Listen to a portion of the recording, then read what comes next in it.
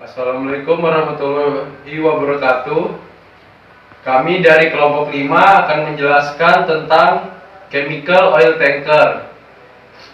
Dan izinkan saya perkenalkan diri saya, Misbahul Faris Basri.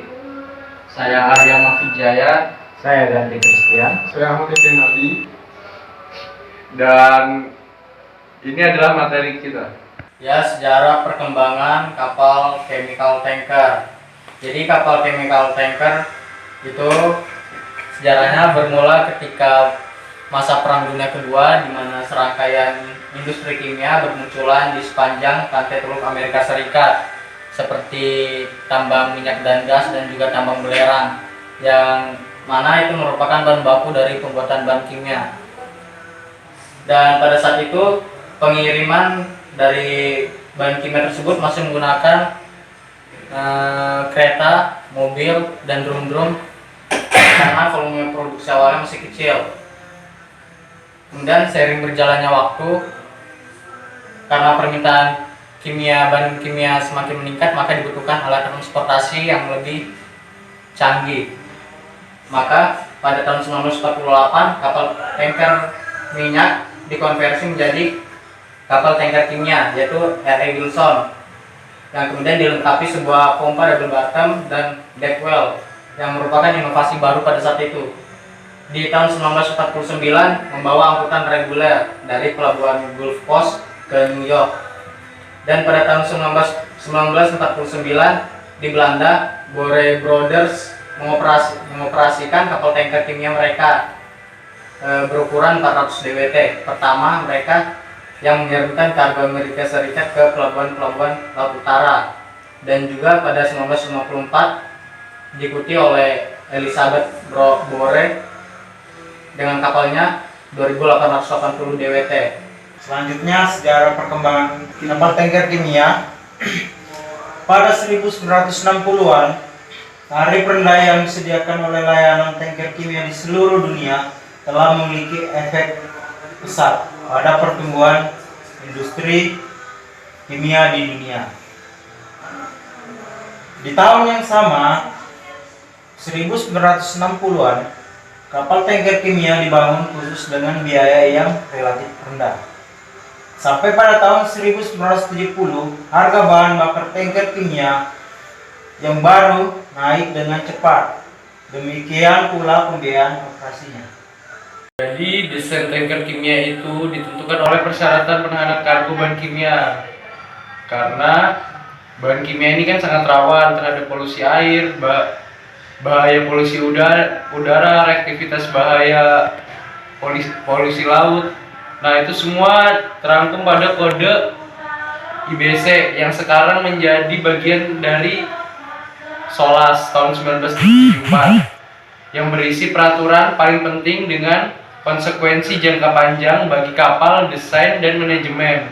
Sumber peraturan penting lainnya adalah Konvensi Internasional untuk Pencegahan Polusi dan Kapal. Ini terangkum di Marpol tahun 73 halaman 78. 3 jenis kapal tanker kimia berdasarkan kode IBC. Berdasarkan tipe tangkinya, tipe pertama harus diposisikan setidaknya B/5 atau 11,5 meter, atau B/15 atau 6 meter di atas garis bawah yang dicetak di pusat. Ya, ini cari yang paling rendahnya aja. Jadi untuk penahanan tipe kapal yang kedua, persyaratan lokasi dasar tangki adalah sama, tetapi muatannya punya batas sisi tangki yang hanya minimal 760 mm dari sisi kapal. Ini tingkat perlindungan sisi yang terbatas dimaksudkan untuk mencegah atau kehilangan muatan yang diakibatkan karena tabrakan energi kecil atau rendah. Untuk di containment kapal tipe 3, kargo dapat dibawa bersebelahan dengan kulit plat. Sebagian besar bahan kimia tanker memiliki konverdam lengkap di depan atau belakang tangki kargo, yang dipasang untuk menyediakan penghalang fisik ganda jika terjadi kebocoran. Nah, yang ini berdasarkan muatan ya. Tipe pertama itu memiliki dampak lingkungan dan keamanan yang sangat parah. Tipe kedua memiliki dampak lingkungan dan keamanan yang sangat sedang. Tipe ketiga memiliki dampak lingkungan dan keamanan yang sangat rendah. Ini adalah 3 jenis kapal tanker kimia berdasarkan kode IBC yang berdasarkan tangki dan muatan, jenis muatannya. Baik, saya akan lanjutkan untuk presentasinya. Selanjutnya ada jenis tangki kargo yang diizinkan kode IBC dan klasifikasi. Ada 2 tangki. Yang pertama tangki integral. Tangki integral yang berdekatan dengan dan berkontribusi langsung pada kekuatan dan struktur lambung. Kedua, tangki independen, sepenuhnya terpisah dan struktur lambung dan tidak berkontribusi pada kekuatan kapal atau berbagai beban yang dikenakan di atas lambung di tepi laut. Gambar 257 menunjukkan bagian dalam tangki stainless steel, pompa yang direndam dan koil pemanas. Kapal tangki kimia hampir tidak pernah melebihi 50.000 dwt dan sekitar 50 tangki. Namun ada juga tanker produk kimia yang melampaui dimensi tersebut. Tanker produk kimia terbesar hingga saat ini adalah Millennium Explorer dengan hanya lebih dari 100.000 dwt. Gambar yang mana dapat dilihat pada gambar 258. Kapal-kapal ini digunakan untuk mengangkut bahan kimia mudah dalam jumlah besar seperti metanol.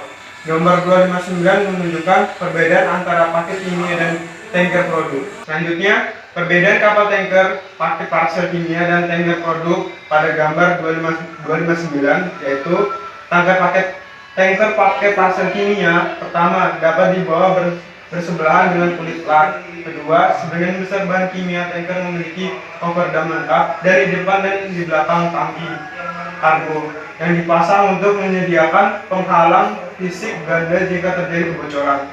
Selanjutnya, tanker produk. Pertama, ada persyaratan lokasi dasar tangki adalah sama.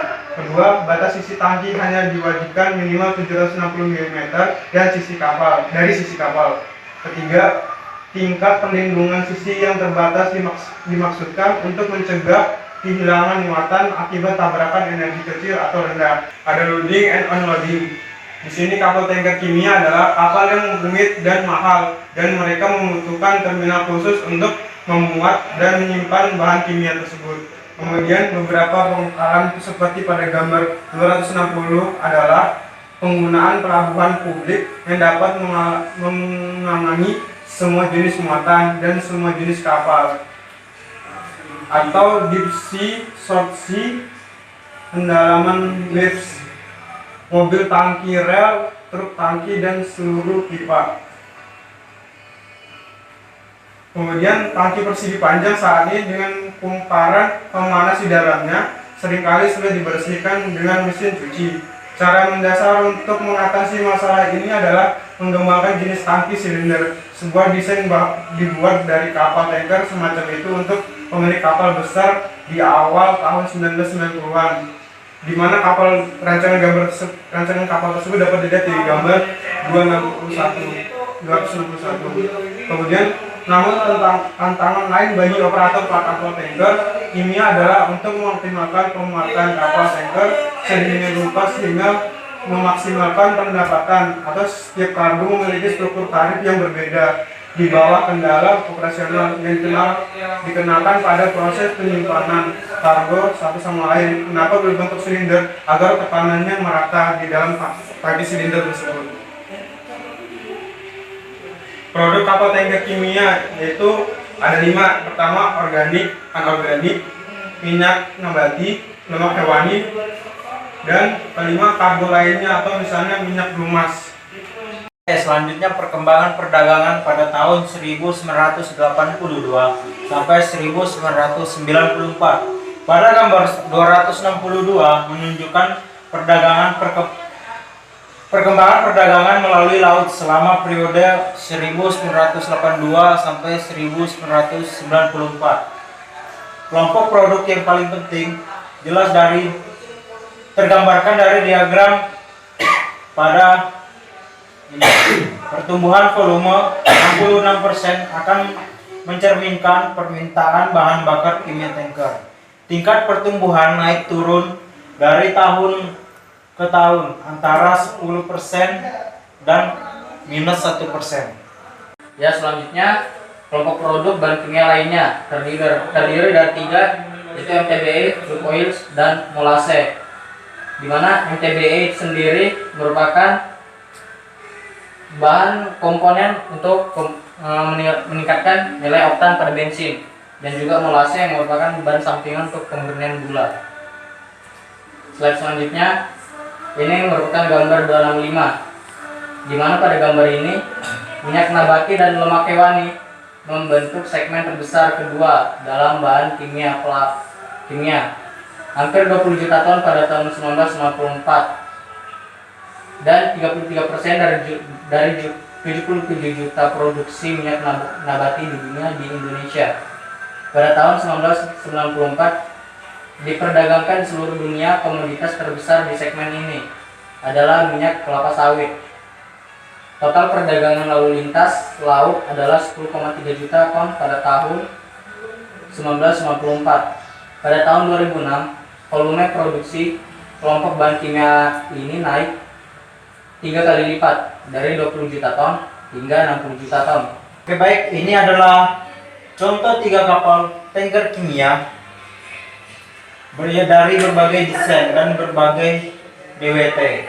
Yang pertama, yang ini 8.000 DWT ke atas, dan yang ini 25.000 DWT, serta yang ini 46.000 DWT. Sekian dan terima kasih.